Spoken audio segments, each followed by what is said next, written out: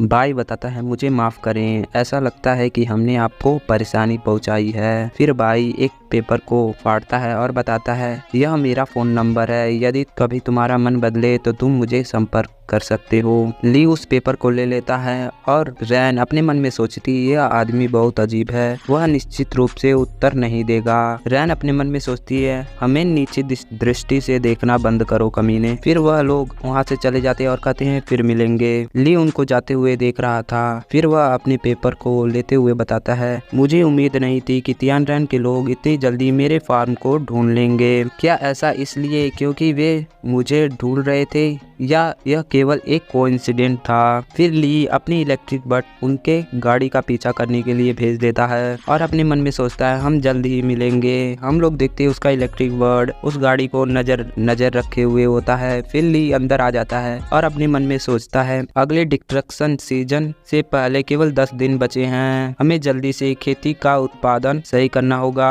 और जलीय उत्पादन मतलब मछलियों को पालने की शुरू करना होगा और साथ ही में हमें जानवरों के लिए भी कुछ जगह बनानी होंगी। फिर वह कुछ खाने को बना देता है हानान के लिए। हानान बताती है, बड़े भाई मेरे द्वारा बनाई गई चटनी को आजमाओ, यह बहुत स्वादिष्ट है। ली कहता है, हाँ हानान यह अच्छा दिख रहा है, बड़े भाई इसे आजमाएगा। ली उसे खाता है और कहता है बहुत टेस्टी है। हानान बताती है, सर्दियों में तो यही खाना पड़ेगा। ली बताता है, यह बहुत गर्म और स्वादिष्ट है। हानान बताती है, हाँ। तभी अंकल नान बताता है, क्या तुम लोग थोड़ा कम कपड़े पहने नहीं हो? इसके अलावा वर्तमान में भूमि पर खेती नहीं की जा सकती, इसलिए ऐसा क्या खा रहे हो? ली बताता है, आप काफी समय से उत्सुक हैं, लेकिन मैं आपको और अधिक बता नहीं सकता। अंकल नान बताता है, मैं समझता हूँ, मुझे पहली बार में नहीं पूछना चाहिए था, आपके पास अपने खुद के सीक्रेट हैं। ली बताता, नहीं, मैं बस यह चाहता हूँ कि तुम मानसिक रूप से तैयार रहो। मैंने यहाँ जो खाना खाया वह सामान्य खाने जैसा नहीं है और लंबे समय तक इस भोजन को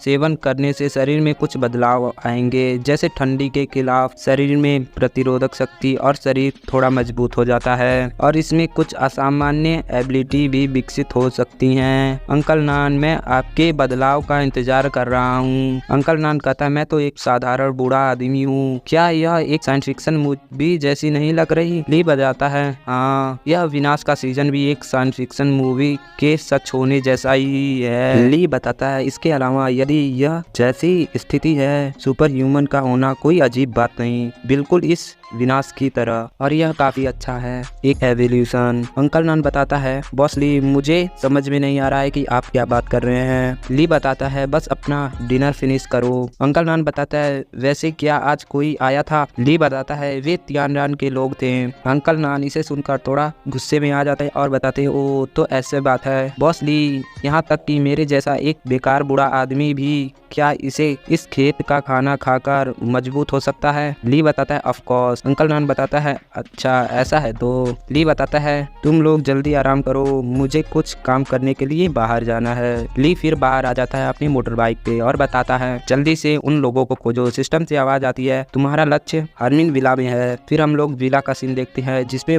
रैन बताती है, मिस्टर बाई यह मेरा घर है, मैं तुम्हें आज रात यहीं रुकने के कहूंगी और कल तुम्हारे लिए एक नया जगह ढूंढा जाएगा। मिस्टर रैन बताते हैं, ऐसी बात है। फिर वह दोनों घर के अंदर आ जाते हैं। रैन बताती है, आप नीचे रहेंगे, यहाँ 4 कमरे हैं जिनमें से आप चुन सकते हैं, मैं रात का खाना तैयार करके आपके कमरे में पहुँचा दूंगी। भाई बताता है, ठीक है। रैन ऊपर जानते हुए बताती है, तुम लोगों को आराम करना चाहिए। भाई बताता है, ठीक है, आपको भी आराम करना चाहिए। हम लोग देखते हैं वहाँ पर वह बर्ड उनका पीछा कर रही होती है। रैन ऊपर जा रही होती है तो उसे कुछ आवाज सुनाई देती है। फिर मन में सोचती है, इस पे इतना गुस्सा आ रहा है, इतने ठंडे मौसम में भी मच्छर क्या कर रहे हैं। ली फिर अंदर आ जाती है और नहा वहाँ के तैयार हो जाती है और बताती है, आज उस लंबे दिन के बाद मेरा चेहरा बहुत थका हुआ लग रहा है, अच्छे से स्नान करने के बाद मुझे एक त्वचा क्रीम को लगाना चाहिए। फिर वह शीशे के पास आती है और बताती है, यह सुंदर महिला कौन है? अपने आप से ही बातें करने लगती है और बताती है, फैन जियाओ, आप अपने काम में बहुत अच्छे हैं और आप सुंदर भी हैं, क्या आपको दूसरों के लिए जगह नहीं छोड़नी चाहिए? फिर वह खुश हो जाती है और और अपने हाथों से अपने गाल पर क्रीम लगाने लगती है। फिर वह क्रीम रूम को लगा लेती है और इधर उधर देखने लगती है। फिर से उसे आवाज सुनाई देती है और गुस्सा करते हुए बताती है, मच्छर यहाँ नहीं हो सकता, पंखों के फड़फड़ाने की ध्वनि आ रही है, यह मच्छर के ध्वनि के समान नहीं है, मुझे इससे नफरत है, मुझे खिड़की खोलकर देखना होगा कि क्या यह उड़कर बाहर जा सकता है। फिर वह खिड़की को खोलती है। रैन अपनी खिड़की को खोलती है और बाहर देखती है और अपने मन में सोचती है, एयर कंडीशनर काफी देर से खराब हो चुका है, ताजी हवा का झोंका पाकर बहुत ताजगी महसूस हो रही है। तभी वह देखती है कि ऊपर से ली अपना आ रहा होता है। ली उसे देखकर कहता है, क्या? फिर ली जल्दी से अंदर आता है और उसके मुंह को पकड़कर उसे नीचे बैठा देता है। रैन अपने मन में सोचती है, मेरी सहायता करो, क्या गार्ड्स बिना कुछ किए बाहर क्या कर रहे हैं? रैन अपने मन में सोचती है, लानत है, मैं उन सभी को नौकरी से निकाल दूंगी। यह आदमी इतना ताकतवर है कि मैं बिल्कुल भी नहीं सकती, मैं उससे नहीं लड़ सकती, मुझे पहले इसे चोर को शांत करना होगा। ली बताता है, मैं तुम्हें जाने दूंगा, चिल्लाना मत, क्या तुम समझ रहे हो? कोई चाल मत चलना, अन्यथा तो तुम देख लेना कौन तेज है, मेरा चाकू या तुम्हारा गार्ड। रैन अपने मन में सोचती है, शांत हो जाओ, शांत हो जाओ। फिर ली उसके मुंह को छोड़ देता है। रैन बताती है, बिस्तर के पास वाली अलमारी में पैसे हैं, बहुत सारा सामान और कुछ आभूषण और सोना है, अब यह सब ले जा सकते हैं, जब तक तुम मुझे चोट नहीं पहुंचाते मैं कभी भी पुलिस को नहीं बताऊंगी। ली बताता है, आप सही हैं। रैन अपने मन में सोचती है, यह दुनिया पूरी तरह से धन की तलाश में है, मुझे चोट पहुंचाने से तुम्हें कोई फायदा नहीं होगा,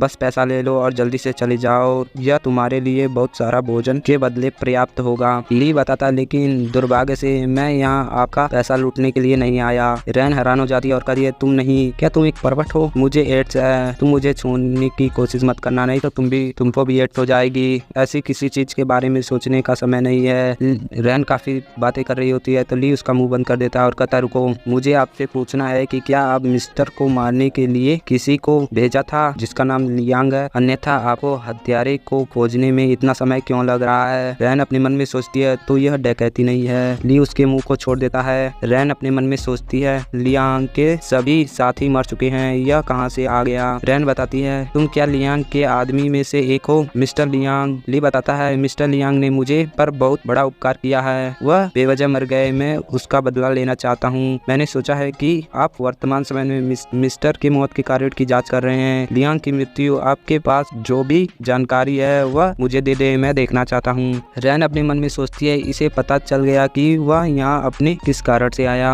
रैन बताती है, मेरी बात सुनो, पुलिस और मैं लियांग के मौत के कारण की जांच कर रहे हैं, लेकिन सुराग बहुत सीमित है, इतने कम समय में असली अपराधी का पता लगाने का कोई तरीका नहीं है। ली बताता है, आपने मिस्टर को अपने अधीन कर लिया, लियांग की मृत्यु का समय, उसकी स्थिति, तो शायद यह आपका ही काम है था। रैन बताती है, आपके पास कोई सबूत नहीं है कि लियांग को मैंने मारा।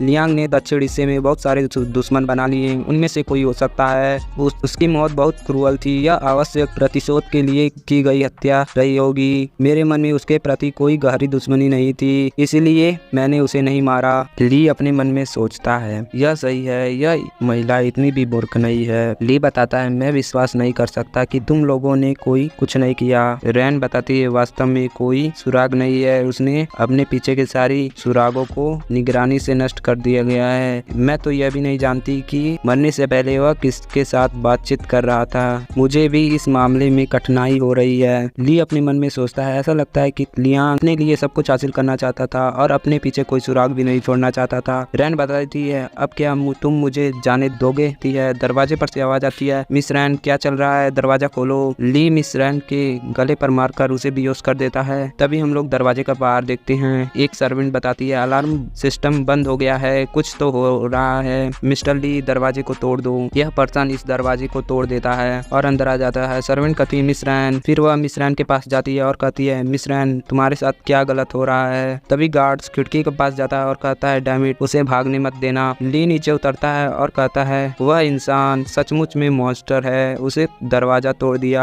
मुझे यहाँ से निकल जाना चाहिए। फिर वह नीचे उतरता है, तभी पीछे से आवाज आता है, आधी रात में किसी लड़की के रूम में घुसना यह सही नहीं है। ली पीछे देखता है और बताता है, तुमने मुझे किस प्रकार से ढूंढा? मैंने स्पष्ट रूप से अपने पीछे कोई निशान नहीं छोड़ा।